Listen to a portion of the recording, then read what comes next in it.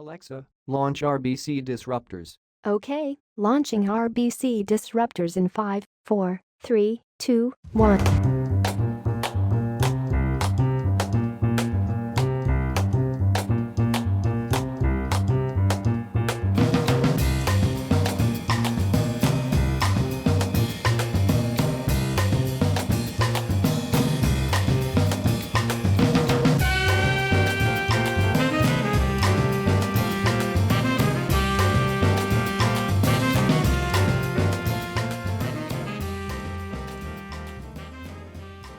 I'm John Stackhouse. It's my pleasure to host our monthly conversation called RBC Disruptors. Welcome everyone here at Water Park Place and watching through WebEx and Facebook. This is our monthly conversation about how technology is changing everything around us. We talk about innovation, disruption, and some of the most challenging ideas out there. And we're so lucky today to have with us a really interesting Canadian, Al Lindsay, who was part of the team that created Alexa. We'll get into a bit of Al's history here, but he was employee number 3 at Alexa, which is an organization now has 8,000 people. Al will tell us a bit about his background, but of course he's based in Seattle. We're going to take questions through the next hour. A special shout out to the crowd watching at York University. Share your questions with us, and we'll get to those through the conversation. Al's been at Amazon for 14 years. And he's going to tell us a lot about what they're doing today and what they're thinking about doing a little bit. But Al, welcome to RBC and RBC Disruptors. Thanks, John. I'm happy to be here. We like to kick off our conversations with just quick, snappy questions. So I'm going to throw a few at you and get some rapid fire responses. First, the name Alexa. Where did it come from? It's a bit of a nod to the Library of Alexandria, which is the halls of knowledge. So think about the knowledge of everything in the world being in one place. Most common question Alexa gets? Marriage proposals, I think, are right up there. Literally millions of times a week, someone says, "Alexa, will you marry me?" to their device. And is the answer always the same? No. I think in the beginning it probably was, but we've gotten a little more variant in our responses. I didn't know that. What's the most interesting variant? I actually don't know. You'll have to try it a few times. I'll try it, John. yeah. That's after the show. Maybe you'll get lucky and she'll say yes. How many languages does Alexa speak? Somewhere between 8 and 10. We've launched in Europe. We've hit Italy, Spain, France, Germany, UK English. We have an Indian English voice, which speaks to you in English but with an Indian accent. Japanese and Australian and New Zealand variants, and we recently launched Canadian French. And we also have a Canadian English voice, which is different than our US English voice. Some of you may have experienced those differences, I gather, from the response in the audience. I forgot to mention Mexican Spanish as well. Most challenging voice to engineer? I would say... language, most challenging language. Language. Yeah. Japanese is uniquely challenging for those of you who are familiar with the language in both input and output. So there's a lot of ambiguity in understanding how to pronounce things where the same words might be pronounced multiple different ways on the output side, and on the language understanding side, it's just a totally different character set, and it's challenging, uniquely challenging. Yeah, that's fascinating. So Al, you, as I said, you're Canadian. You worked in Ottawa. There used to be this company called Nortel. People remember it. Nortel was one of the great Canadian companies in its day. And then you were involved in a number of startups and finally moved to Amazon. What took you there? So I actually worked at the big nerd ranch, Bell Northern Research, not before it was Nortel. BNR? I think when the dot-com bubble burst, it actually had large effects on the telecom industry in the Ottawa Valley. So a lot of the funding for startups went away overnight. So there was a lot of job loss. So I just found myself looking for a new opportunity and realizing I would have to leave the Ottawa area. By chance, Amazon happened to be interviewing locally for jobs in Seattle, but they like to come to cities and interview to make it sort of a lower barrier for you to come and find out what they're all about and kind of get you hooked. So I just went out of curiosity to see what they might be able to offer. This was 2004, so in my mind they were still just a website that sold books.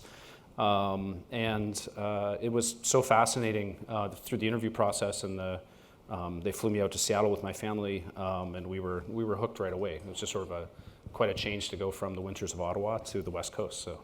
Then, as I said in the introduction, you were employee number 3 on the Alexa project.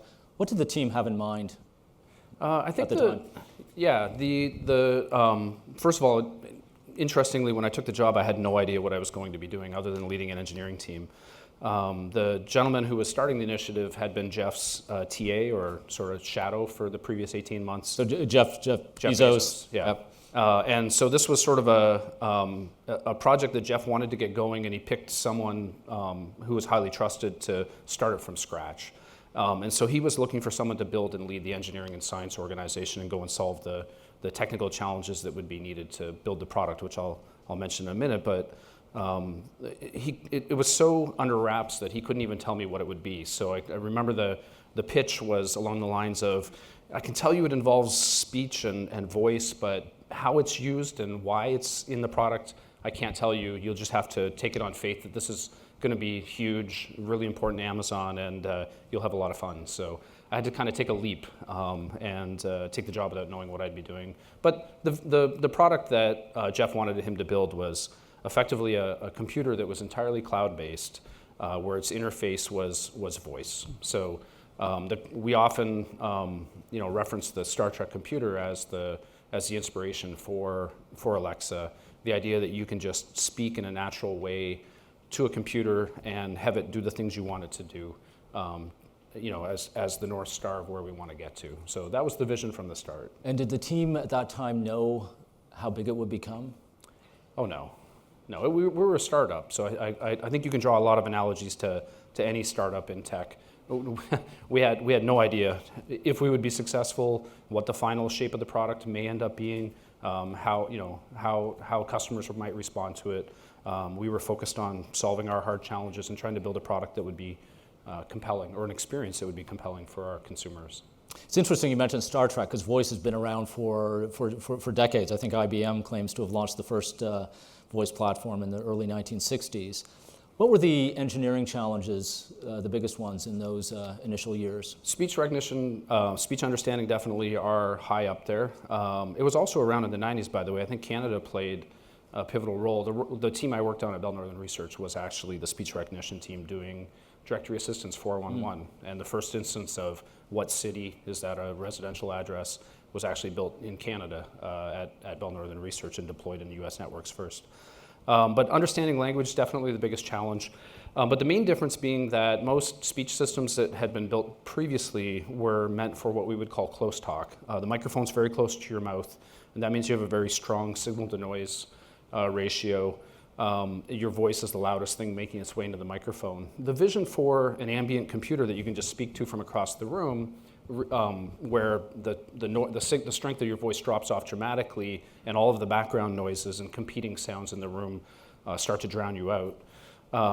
Being able to understand that far-field speech recognition in the far field was a challenge that not only was difficult and daunting at the onset, but also well understood in the science community to be intractable. So it was mission impossible in a lot of ways to go and solve far field.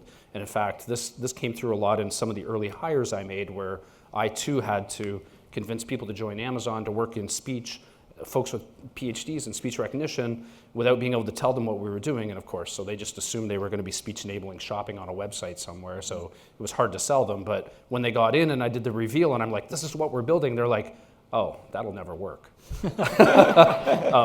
Don't you know, like far-field speech recognition is this impossible problem. I'd say far-field speech recognition was sort of at the forefront of our largest challenges. And in lay terms, what was the biggest leap you made as an engineer to enable far-field? I think the enabling technologies are still very much proprietary. So in order to say how we solved it, I can't really say a lot about that. I'd say there was there was equal amounts of invention and perspiration. So a lot of pushing rocks up hills and trying things that failed, a lot of failure along the way, and then a number of inventions that enabled us to get over the hump. Oh, that's a great answer. We talked a lot at Disruptors about the importance of failure and constantly learning. So that's a great illustration of the rewards of that. I guess one of the earlier decisions also would have been around Alexis Personality, and curious how you come to grips with that as a team to give the personality who we all kind of accept as part of our lives now. Yeah, in the beginning we weren't actually that focused on personality, so Alexa was kind of, didn't have a lot of quirks or sort of fun, and some of the things that have evolved. Early response from customers showed that they really leaned into this notion of Alexa as a persona, anthropomorphization, I think I said that wrong, of Alexa as a human. And so we started to do more of it over time and sort of evolved the personality.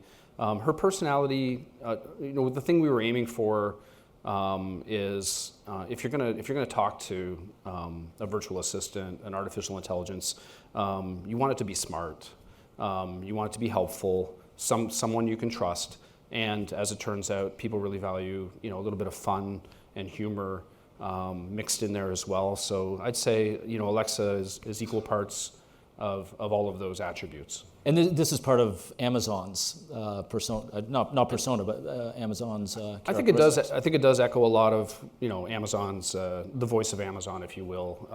If you think we're fairly matter of fact and hopefully trustworthy and transparent, and but also quirky and funny at times. Consumers have over the years definitely found that. So we've got some questions coming in from WebEx on Facebook. If you're watching us either on WebEx or Facebook, please share your questions. This one is about how do you test Alexa before each release? And I may add to that also, how do you learn from your users? So both of them are large questions. So for the testing, even from the early days where we couldn't let people know what we were working on, we really leveraged our employees. So we ran and we still do today, run a huge internal beta program where our employees are the early testers of a lot of our features. So we'll get a lot of feedback internally from a very diverse and huge workforce of people trying things out and helping us refine it and make it great before we take it to our customers. So that's the testing part of it. Right. Hard to believe that Echo came out only 4 years ago on a mass scale. Curious, what have been some of the bigger surprises since you've gone mass? I think, even just the initial launch was surprising. I think we were really shocked and delighted by the outpouring of positive response from the early adopters. We did a limited rollout where it was invitation only.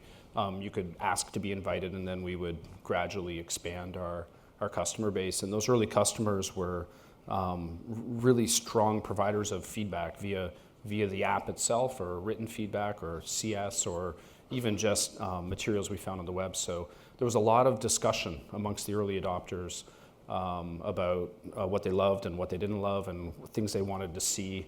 And that was sort of the beginning of how do we incorporate more and more of what our customers want to see over time.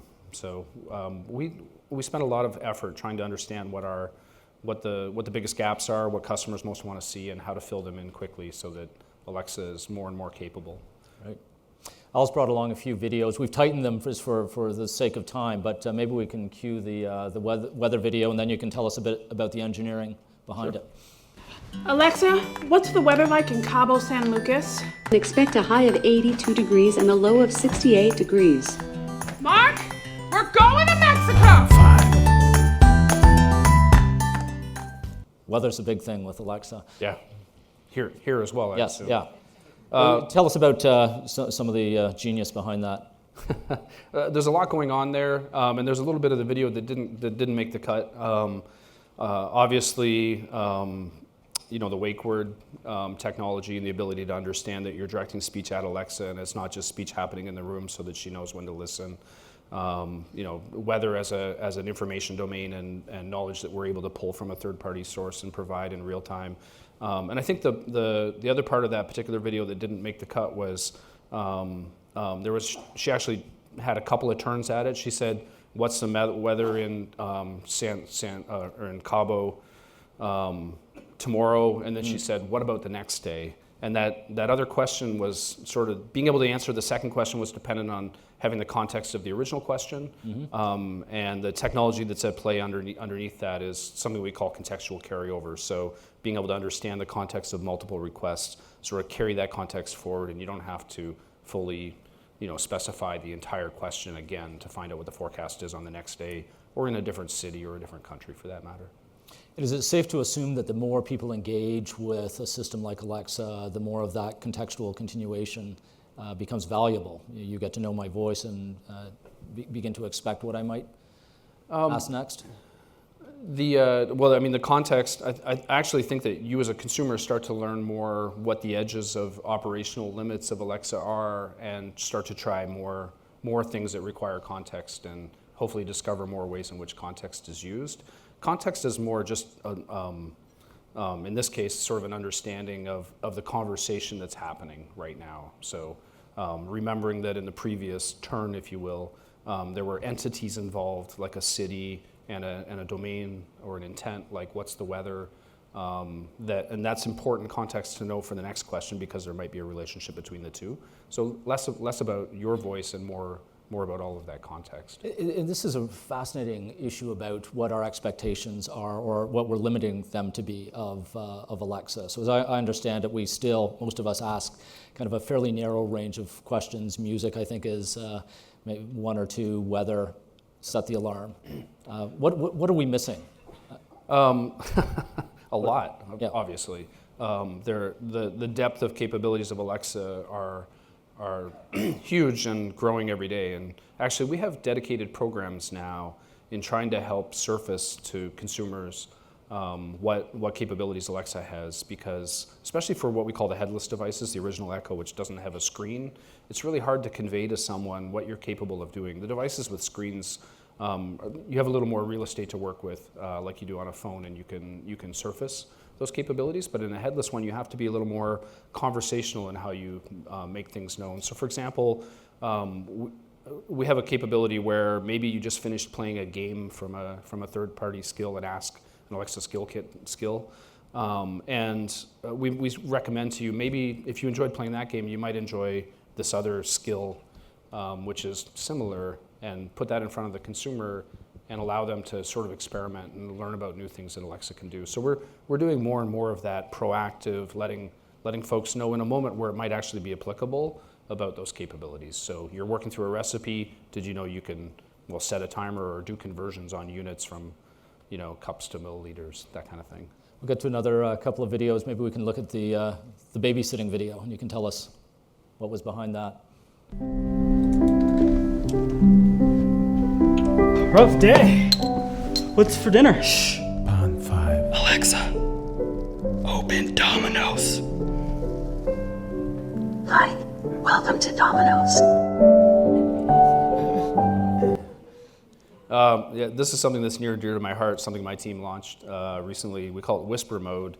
You actually can control whether or not Whisper is enabled in the companion app in case you find it a feature you don't want to use. But this one for me, so I have a spot that's on my bedside table, and my sleeping hours aren't the same as my partner's. So when I go to bed and I want to set an alarm for the next morning, and I'm not a banker, so my hours are different every day. Depends on when that first meeting of the day is and what's going on. So anyways, I want to set an alarm. My wife's asleep. I don't want to wake her up. Whisper Mode is the perfect solution. I can whisper to my spot to set the alarm, and it'll whisper back to me that my alarm is set, and we're good. But I think it's it's one of those neat features that surprises people the first time they use it. You're like, whoa, like what just happened? And then you're like, that's cool. And people start to adopt it and use it in situations, or at least show it to their friends. It's just kind of a fun thing. It's always amazing where innovation comes from. You're not wanting to wake your wife. From an engineering point of view. Self-preservation, by the way. Self-preservation. The mother and father of all innovation. From an engineering point of view, without getting into the details of what you do, how difficult of a challenge was that Whisper Mode? I think Whisper Mode was so that it's more largely a science and algorithmic challenge in being able to detect that someone's actually whispering. There's also the challenge of understanding what they're saying while they're whispering, which is sort of akin to the far-field speech recognition. It's just recognizing speech in yet another different acoustic environment. but also being able to understand, like, what are the thresholds of what's a whisper versus what is someone talking from the other side of the room, and it's just a weak signal, and so it's soft. It's not actually whispering. It was rather complex to sort of tease those apart, so that you're picking up on the qualities of an actual whisper as opposed to it's just soft input, right? Because we have lots of that too. So this is more of a sociology question than an engineering one, but since you've been at Alexa from day one, really, are you detecting changes in human behavior because of our interaction now with voice technology? Absolutely, and I'd say it's affected my own interaction. It's kind of interesting when you look back at, again, when I was doing the reveals to new hire employees, or when we first launched the product, you'll find lots of this in the press. A lot of people ask, why do I need this? I have my iPhone in my pocket. It's a powerful computer. It has Siri. I can talk to it, but I don't want to. I can do everything I want to do by tapping glass.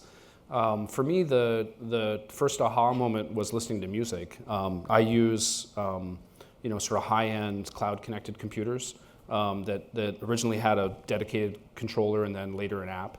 And so when I come in the room and I want to listen to music, I get out my phone, I unlock it, I navigate to the home screen, because who knows where I left off, find the app, open the app, wait 5 seconds for the app to open, choose the speaker I want to target, go browse for some music.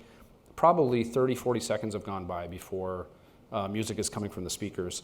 When I had the first prototype in my kitchen, I'd walk in and I'd say, play songs by Sting. And music would begin within 2 seconds, streaming from the speaker. And so for a period of about 2 years, I had a house full of high-end speakers that never got used, because the friction of actually getting at the music to play through those speakers, until we actually did some integrations with these types of companies, was so high, I just didn't want to get out my phone. And so for the first time in my life, I found myself saying, the phone is inconvenient. Tapping on glass is actually not that convenient.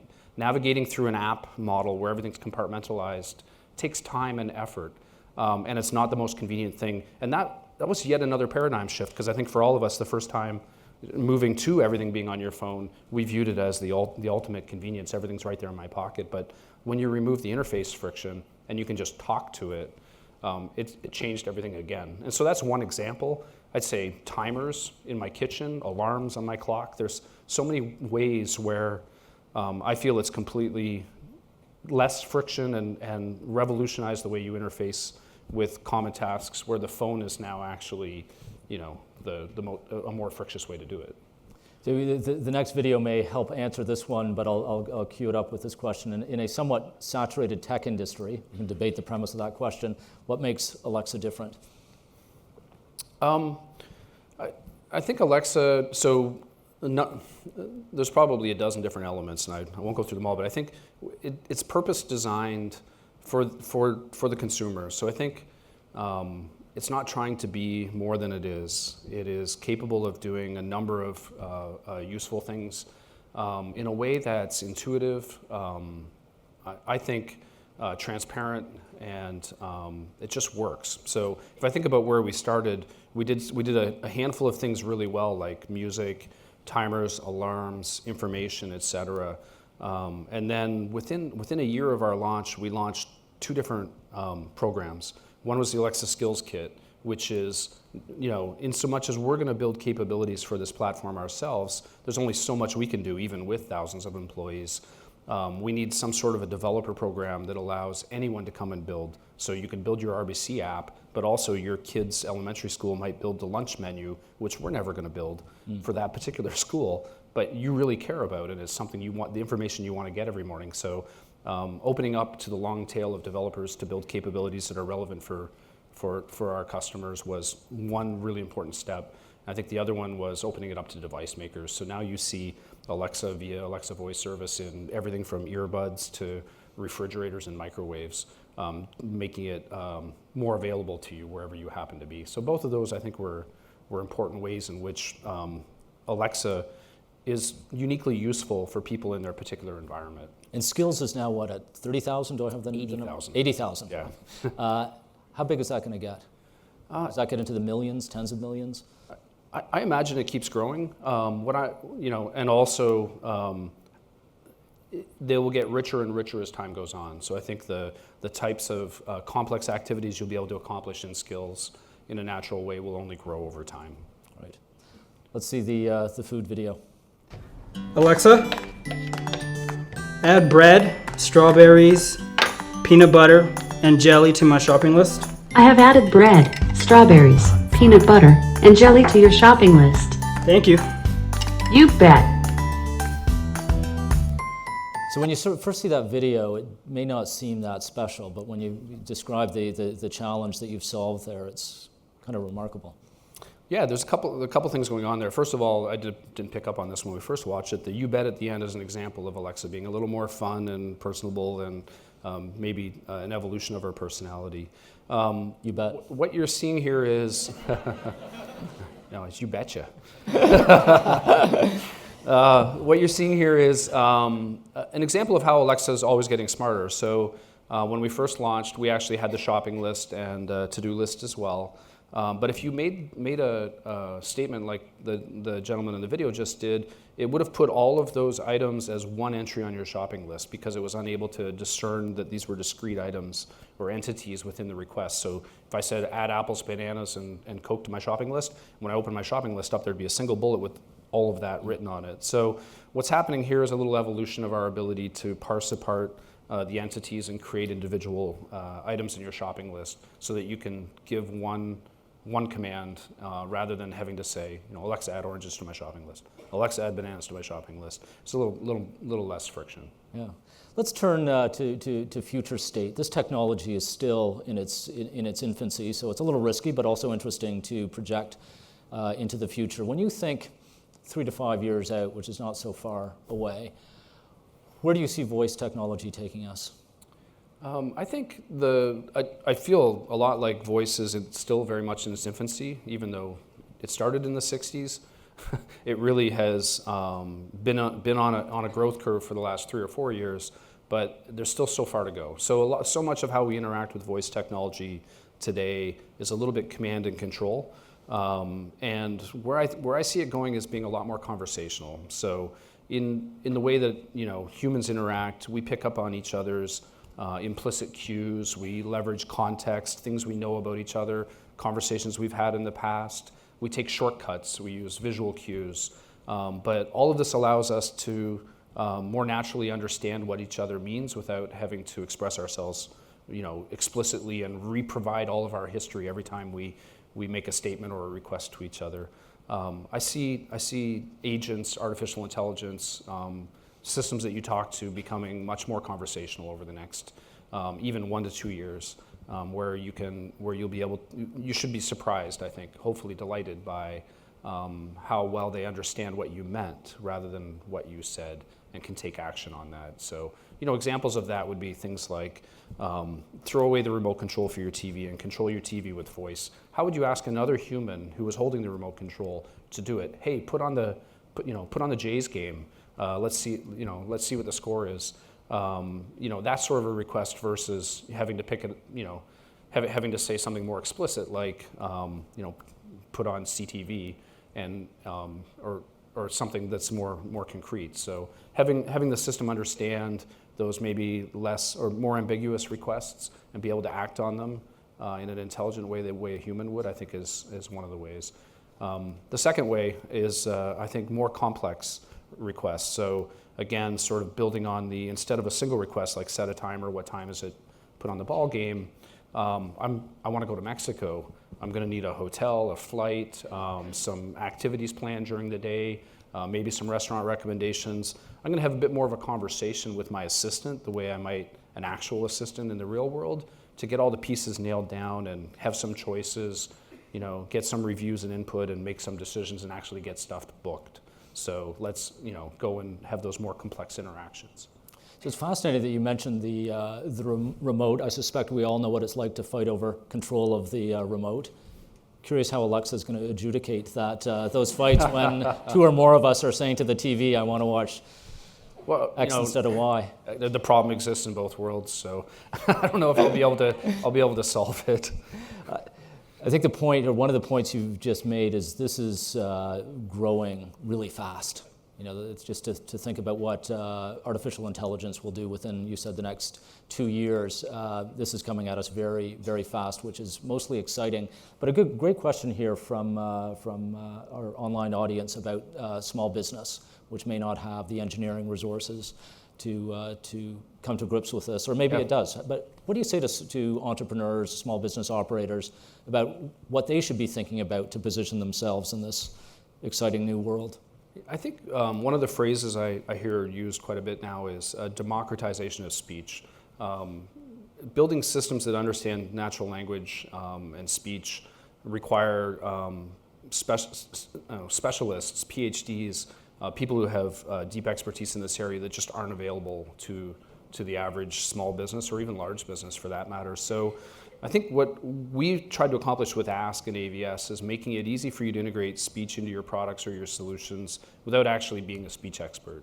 It's easy. Anyone can build a skill and incorporate a spoken interface into their capabilities. So I think the good news is, and we're not the only ones doing that, the good news is you don't need to have a speech team to have speech as an interface for your business or for your device, whatever that might be. So whether you're building, a device, an appliance, anything that has a computer interface in it, you can replace the traditional interfaces or augment them with voice easily by leveraging things like the Alexa Voice Service and Alexa Skills Kit to add that capability using engineering skills, that are already prevalent in the community. Point being, or one of the points being, I guess, that no matter how big or small you are as a business or any organization, you should have a voice strategy or a speech strategy. I think it's increasingly important, yes. Yeah. Great. Another question here about the movement away from devices. Often when we say Alexa, people think of the device, and Alexa is much more than a device. Are we going to move to a more ambient world where my voice will be picked up by mics wherever I am on devices or embedded in rooms? If you think about the reference to the Star Trek computer, nobody leans in, presses a button, and speaks into a microphone. They just kind of speak to the ambient air, computer, on screen. If you think about that in your home or in your office or in your hotel room, today I do think people are aware of what devices are where. Maybe my house looks a little different than everyone else's in that any room I walk into, there's probably too many Echo devices around that might hear me. So I'm already maybe a little further along in just speaking to the room and not worrying about which one handles it and wanting to see how we respond to it because I'm trying to make that work really well. But I do ultimately think when you walk into, say, a hotel room, instead of scanning the room, trying to figure out what device in the room you should talk to turn the TV on or close the blinds, you probably won't care. You'll probably walk into the room and just say, turn on the TV, close the blinds, dim the lights, order me some room service. And whether the TV, the alarm clock, and some device in the bathroom are all voice enabled or not is sort of moot, right? It just sort of disappears into the furniture a little bit. I do think that that's where we're headed. So that raises interesting questions about security. How should we be thinking through the security challenges that come with that? Yeah, I that think my voice is going to be recognized. I'll have a voice print, or I do have a voice print that could be recognized anywhere, but presumably copied. Yeah, I actually think that that's an enabler. So being able to recognize your voice distinctively means you'll be able to get, like take the hotel room example, your personal experience wherever you happen to be. So if you want to check your messages, communicate with your family back home, check on your calendar for tomorrow, that actually sounds really convenient for people who value that kind of thing. For us, when we think about privacy and security, and Echo and Alexa have always been designed with this from the start. And the first step in approaching that, I think, is just being completely transparent with your customer. Here's what we're doing, here's why we're doing it, and here's how you can control it. Beginning from, hey, we only wake up and stream to the cloud when we hear the wake word. And how do you know you heard the wake word? Well, the light ring comes on. Well, what if my back's turned? Go ahead and enable the earcon chime sound then, so you can hear that Alexa thought she heard her name and is now streaming to the cloud. What if I didn't want her to hear me at that particular point in time? That's okay. Open up the app. You can see the entire history of everything you've said, including that utterance that just occurred. You can see what we thought you said and what action we tried to take for you. and then you can delete it or all of your voice recordings from your account so that they're no longer in our cloud. So I just think it's important to have those transparent controls visible to our consumers so you guys can understand what we're doing, why we're doing it, and ultimately have control over it. And so when I think about that room where you might have, instead of, hey, I'm speaking to that echo, rather, there's a number of different devices that might be handling my request. I think the same design principles need to apply. You're going to need feedback that an event just happened that the cloud is now trying to understand what you said, and ultimately, if it's Alexa, you'll have a way to see what was heard, what was understood, and control it. So I don't think the rules of the game change. So you painted a good picture of where we might be living 3 to 5 years from now. What, in very general terms, are the big engineering challenges to getting there? So I think we talked a little bit about things like context, complex activities, a more natural dialogue between you and the technology, so a more natural interface. All of these come with really large science and engineering challenges to get them from where they are today to where. Give us a sense of what you mean by complex activities. Again, I think I used booking a vacation as an example of that, but maybe a long-running conversation where you have multiple goals throughout the course of that conversation. So there's probably analogies in banking as well, where you want to check your balance. I guess you can't deposit checks entirely with your voice, but you could transfer money with your voice. Sure, that's a multi-step process, and verifying that you've got the right person at the other end and that the funds went through, and so you could think of that as a more complex conversation where at any point, the conversation could follow many different paths. So today, arguably, we've got a few dominant voices, dominant personalities out there, Alexa and Siri being the most popular ones. Do you think it stays that way, or are we going to have kind of a million flowers blooming, a million voices emerging?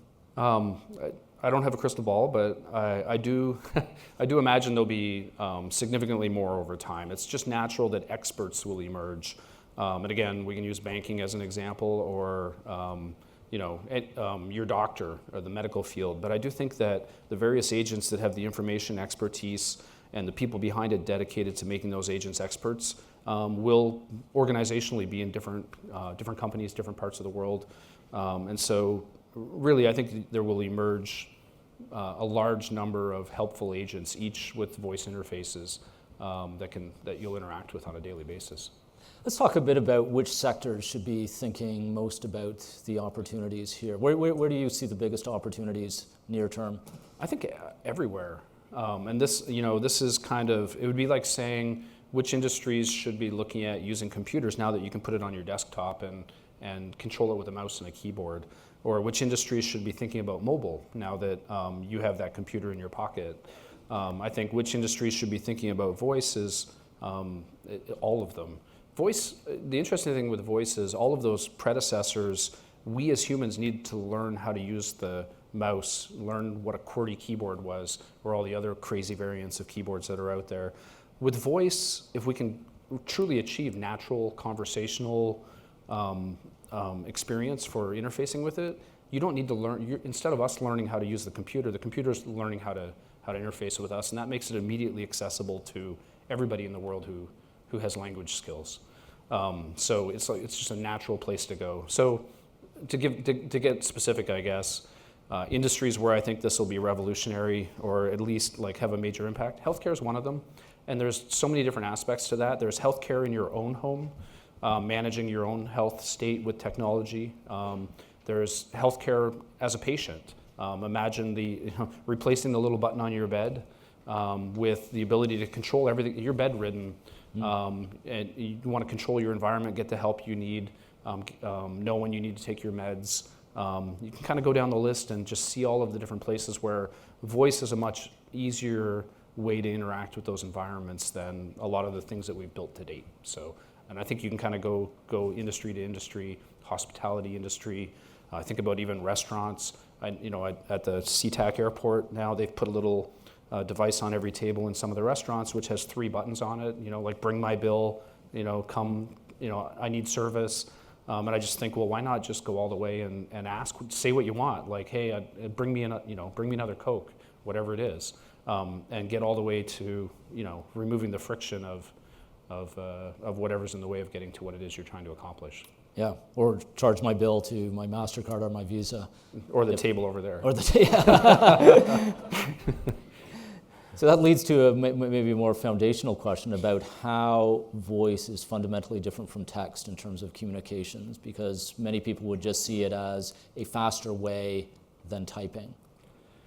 It is a different input modality. So the way we write and express ourselves in written form, whether it's text with all of the shortcuts and symbols we use, or even long form writing versus voice, we use different words. We express ourselves differently. The sentences we construct are completely different when we speak than when we text. So to me, from a computer science perspective, they're completely different inputs.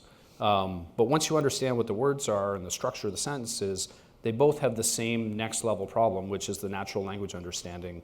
Both of them, then you have to figure out the meaning. Knowing the words is never enough. So they're kind of different versions of the same input, but I think we structure them completely differently. Good question here from York University. Advice for students, especially those who are not in media or tech, about want to learn or pursue endeavors in this area. I talked about democratization a little earlier. There's some things we've done that are really fun. Blueprints is one of them. So I'd highly recommend you go looking for something called Alexis Skill Blueprints. Blueprints allow non-programmers to change, basically to program Alexa to do things specifically for you. So you could teach your Alexa to respond to specific requests from you in ways that you've predetermined. So you could create a skill that answers questions for your mother or your babysitter about what they need to know to take care of the child. So there's one area where you can kind of get involved without even knowing how to code. If you want to go a little deeper, Alexa skills are actually pretty simple to code and don't actually require a computer science degree, in my opinion, to go a little further and build a richer voice experience. On the other side of it, I think UX design is another area. We didn't talk much about this yet, but designing voice interfaces, we call it VUI, voice user interface design, as opposed to your GUI design, is an industry and a skill that doesn't exist today. So we've sort of been trailblazing, I think, in a lot of ways. Like what's a good interface design for a voice user interface that isn't too verbose, isn't too curt, all of the types of user-focused decisions you would make. So I actually think there's a lot to do with the voice that has nothing to do with computer science that still has to be understood, developed, experimented, and sort of codified into best practices. And that's a really important and fascinating question for anyone dealing with brand and questions around sonic identity. What should our voice identity be? You think of RBC, people know what we look like, that we have a very clear color palette, but we'll be developing presumably a sonic identity. Have to come to grips with questions like, do we have an accent? Is it a colloquial voice? Can it be many different types of voice, male, female, high pitch, low pitch? How would you recommend organizations or people who are just interested in these brand and marketing questions think through those opportunities? Yeah, I think if you're literally trying to develop a voice or choose a voice actor to be the face of your company, it's very much like everything else you've done for branding. So you've thought carefully about what colors you chose to represent your brand, what font, what words appear next to your RBC logo. All of these things make up your brand, and you're very careful about what you're trying to elicit in terms of emotion and character and what people will identify with and how they'll perceive the brand. Think about IBM with the classic blue. The navy blue, calming, etc. So voice to me is the same thing. You're going to take your brand, your desired brand attributes, and try to replicate them in that voice. Is it soothing, or do you want it to be sort of young and fun and sort of on the poppy side or on the more serious side? These are all things that do come through in voice, and you'll have to experiment and get feedback from your customers and sort of land on something that people find meets what you're aiming for. Yeah, test and learn. Test and learn, always. Great question here from WebEx about capabilities for the hearing impaired, and how does your team ensure accessibility remains an important part of the technology. Yeah, we actually have a dedicated team that's focused on, it's called Alexa for Everyone. And they're focused on how to build into Alexa the capabilities that make it accessible to people with all kinds of disabilities, not just spoken. Another question from York University about where Alexa will be in 5 years, accepting that you don't have a crystal ball, but should probably still be in the cloud.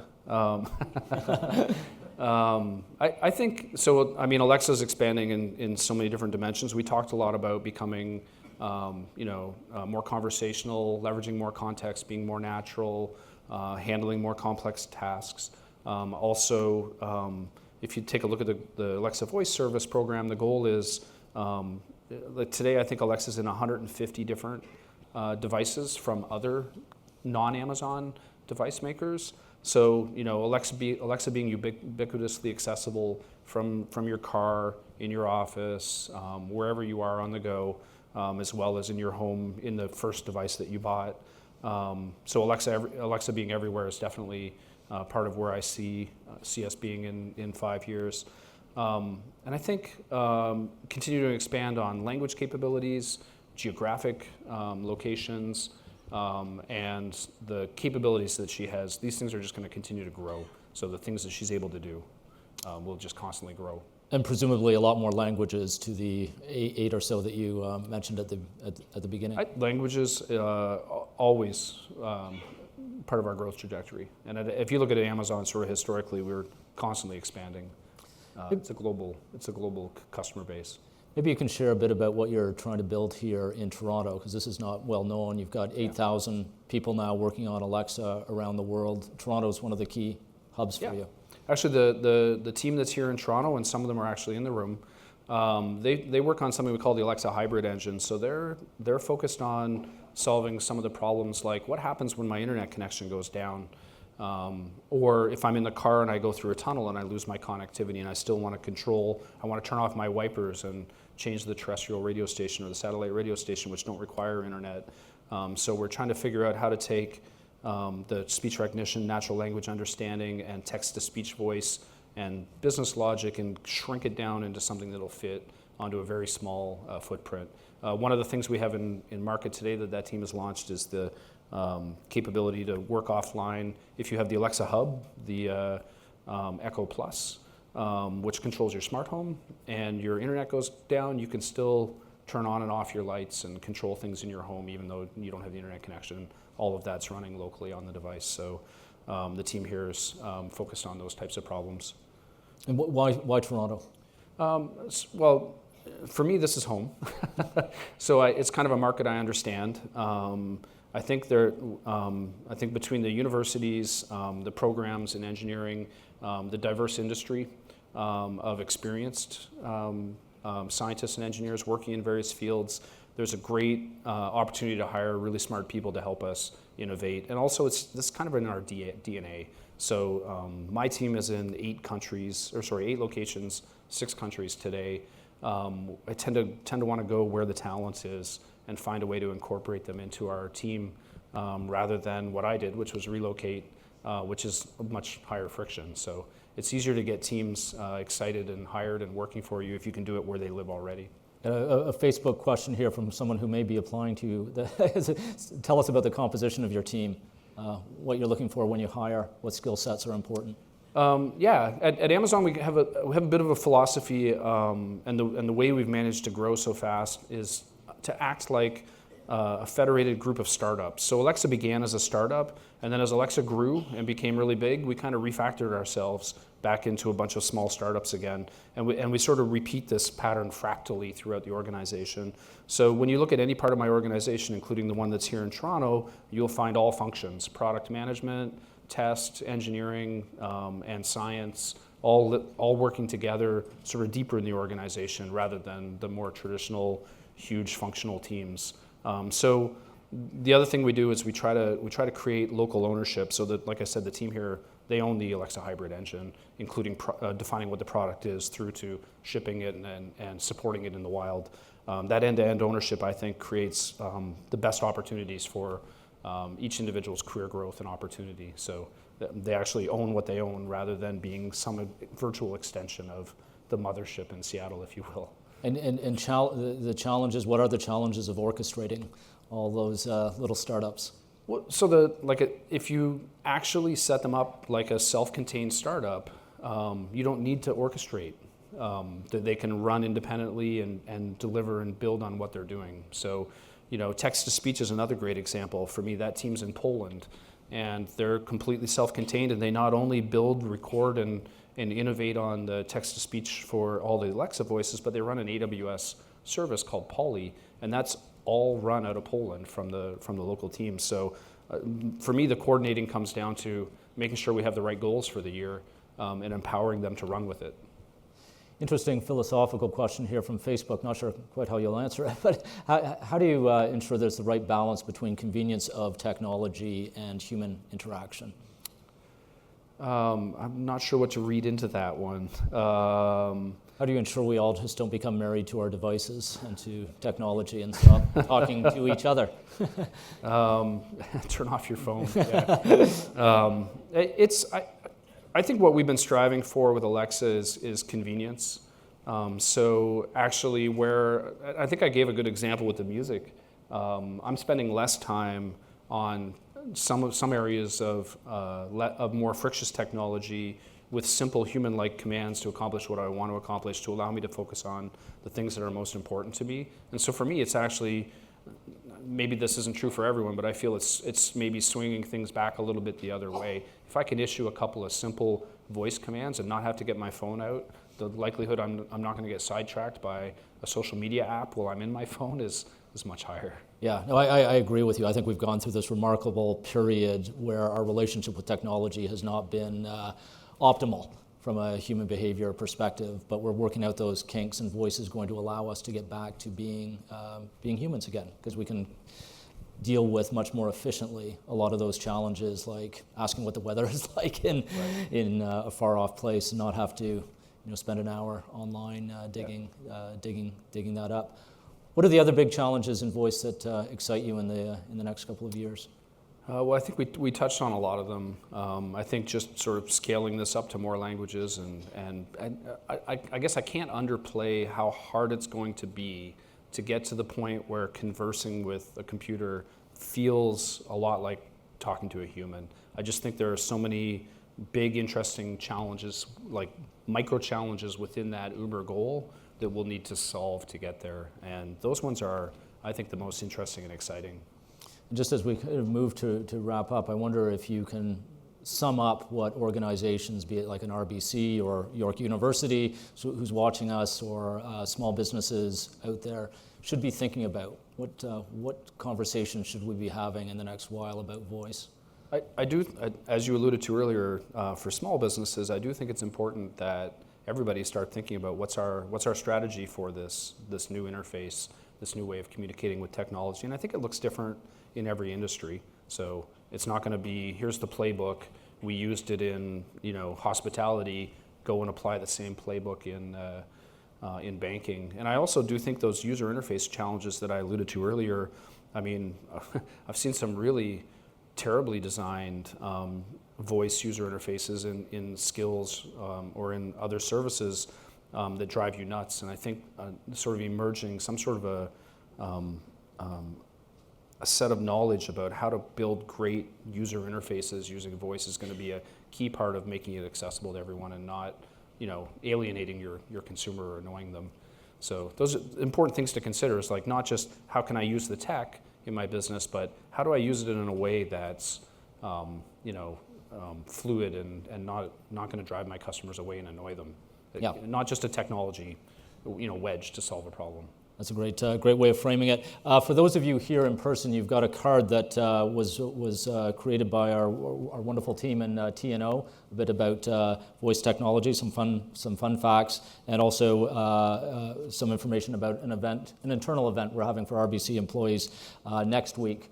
So we'll have a deeper conversation about some of the opportunities in financial services and talk a bit about what we're looking at doing.